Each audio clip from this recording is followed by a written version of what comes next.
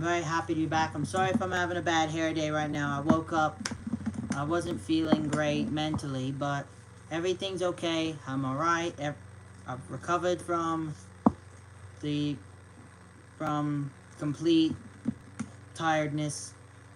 I will say, guys, like, I didn't go to bed till late because a lot was going through the back of my head. I don't want to talk about it right now because it was, like, pitch black. Like, I will say this, like, it definitely... I do feel better, I will say this, guys. It's exhausting. It's exhausting when you have to, like, constantly think about, like, things in the past and everything that's happened because of things that are going on lately with life and everything. But the good news is, I'm back, I'm doing okay, everything's better than I could have imagined. Hopefully, this will be a permanent thing and not like a few-day basis where everything is fine for a few days and then all of a sudden it goes like completely downhill the next couple of days. But I will say, it's one of those days where it's like, you wake up in the morning and you're like, what is going on? Like, make sure you guys like and subscribe. We're getting close to the, we're getting very close to 200. I'm hoping to reach that soon. I will say this, guys. I'm very happy to be back. I want to give you guys some Premier League scores because today we're looking at some Premier League scores right now. Chelsea's beating Wolverhampton. Leicester's beating Bournemouth. I'm sorry if you had to hear that ad. I'm sorry. But Leicester's winning courtesy of Daka. Chelsea's winning courtesy of Havertz. What a player he is. Man City's winning because of Cancelo and Foden. Foden's been on a tear right now. Foden's been on a tear, scoring multiple goals this season. Inter, wow. Wow. 2 wins in a row. That's the last thing you want to see, guys. Inter winning 2-1. Dzeko gets the double. As it stands right now, Inter are in 7th. The top 7 right now does not look normal. No, top 8 is, like, not normal. Fiorentina's in 11th currently because of draws. Wow. I mean, you see Udinese in 3rd, guys. I mean, Napoli and Atalanta are the only 2 teams undefeated, as you guys can clearly tell. But, I mean, guys, I just want to mention the Premier League table. Like, Leicester's in relegation battle at 19th. Like, I don't know what's up with Leicester. I don't know if they need a goalie or something. Because, guys, like, Leicester's in trouble. That's insane. Like, Arsenal's in 1st, which is, like... You even have West Ham, who are former, like, top 5 contenders. Now they're in 15th because they're falling off a bit. Like, that's the thing. Like, that's the problem. Brighton's in 4th. Respect to Brighton. I mean, Brighton's in 4th. Newcastle... Liverpool's in 9th. Liverpool is in 9th. I will say this now. I mean, I'm pretty sure some of these teams are going to have to now find a way to win now at some point. Everton 11th. Better start than they had last season when they were pretty much in, like, shambles. I mean, that's the thing with some teams, guys, is some teams are going to have their bad days. Some teams are going to have their good days. Hopefully, this season, we actually have competitiveness this year because the last couple of seasons, we saw no competitiveness. But since Graham Potter's come in for Chelsea, Chelsea's kind of gone a little bit on a run here. They've won some games. They've looked like a completely different team now, but as it stands right now, it looks like we might see a different Chelsea team in the next couple of games, because this is completely different. But also, guys, I do breaking news. Ronaldo wants out of Man United. Now, you guys have obviously read that, which has been pretty much a very non-surprising thing. I mean, it's something that's not very surprising. Guys, I just read another move. So, if you guys don't remember, Pierre-Emerick Aubameyang, let me read you the timeline he has had to go through the last couple of years, actually.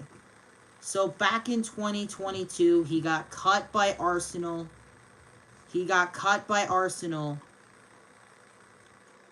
By mutual consent. A couple months later, on February 2nd, he announced he was signing with Barca until 2025. Everything seemed like it was going well from there. Up until September 2nd of the same year, he was getting ready to start his second year at Barca. All of a sudden, he gets one game because of the whole Lewandowski situation, him coming in, him having to go. Immediately, he goes to Chelsea for a measly 2-year contract worth £12 million. So obviously he wants to return to England, which is kind of shocking because Arsenal thought maybe down the line they could get him back. But it seems this whole year for Aubameyang, going into by summer 2023, he'll be up for PSG. PSG obviously want him because of the money. But as of right now, it seems like this situation completely has gone downhill for him. He obviously, at this point, he's obviously trying to find a way to get out of, maybe he's not leaving Chelsea, we don't know. But even with Gabon, guys, he's made some tournaments, no World Cups, obviously. But is this a sign that we are seeing Aubameyang potentially start to fall a bit? Because at this very moment, he's beginning to fall a tiny bit because ever since he left Arsenal, this has been a complete and utter disaster for him. Yes, he had a good year with Barcelona, 13 goals in 23 games, but then only played one game the next season before he left for Chelsea. Is this the sign that Aubameyang is definitely going to have his issues at the moment, or do Chelsea need to find a way to keep him on a permanent basis before PSG considers getting him on a permanent transfer? But I think, guys, if you think about it for a second, this team is going to have, Chelsea either way are going to have to find a way to fix this, because you can't write it. Like, that's going to become a reoccurring issue.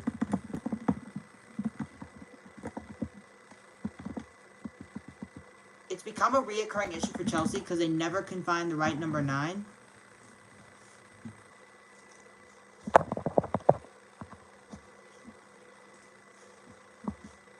I mean, the problem with this, guys, is that, like, Chelsea do not have the proper number 9 like they always used to. Last time they had one, I think, was Drogba, and now all of a sudden, Chelsea finally have their number 9, and all of a sudden... Research shows that people remember ads with young people having a good time. Alright, guys, sorry again if that's happened. But, think about this for a second.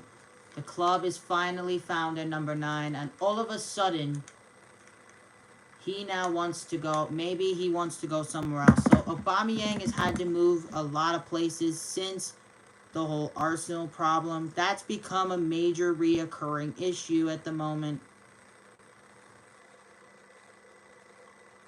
The question also remains is, will Ronaldo consider staying? And also, Barcelona have had internal talks. Now, Barca fans, you guys got to be pretty excited to hear this news. Messi could be coming back to Barcelona after being gone for a few seasons now.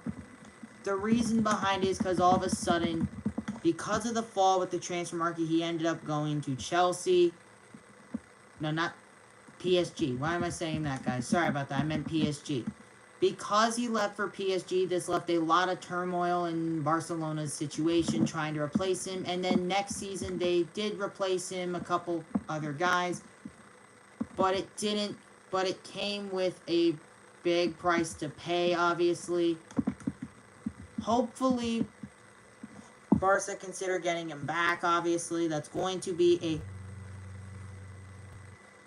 big problem here. Also, Romeo Beckham, the son of David Beckham, is training with Brentford. This is a huge deal for him to try and find where he is going to be later in his career. Is this a sign, guys, that he could be going somewhere else at the moment? We don't. That's the big issue coming in, is we don't know if he's going to even be there. Hopefully, we do find out if Romeo Beckham is going to stay with the team or not. That's the big issue, is will David Beckham be able to keep his son on a permanent basis with his team? Obviously going through a lot of pain right now because he's still playing with his Inter Miami second team. Barca's still got to try and get Dalot, even though they've already got Bellerin, obviously, who is injured, obviously. Neymar could make a move to sign Newcastle. Why did I say Neymar? Newcastle could be making a move to sign Luke Shaw. Obviously, they signed Terrell Malacia, who has become the first choice. Luke Shaw hasn't been the same since Euro 2020, obviously. Because of that Euro 2020 game he had in the final where he scored the first goal of the game, he hasn't been the same since then. So that's become a big reoccurring issue, is will he be able to recover from this? Nobody knows if Luke is going to even play this season. That's going to be another big issue for this team this year, is can they find ways to make it happen this year?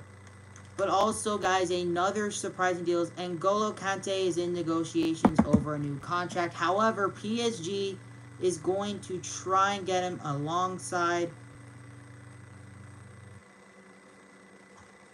Tottenham's interest as well. If Tottenham somehow get N'Golo Kante, this would be an issue for every Premier League team. Tottenham could guarantee themselves a title if they are not careful. But at this point, guys, we don't even know what the window is going to look like in the winter window, which is coming up in January. Guys, I am going to have to go here because I'm very busy later today, but I'll see you next time. Peace out.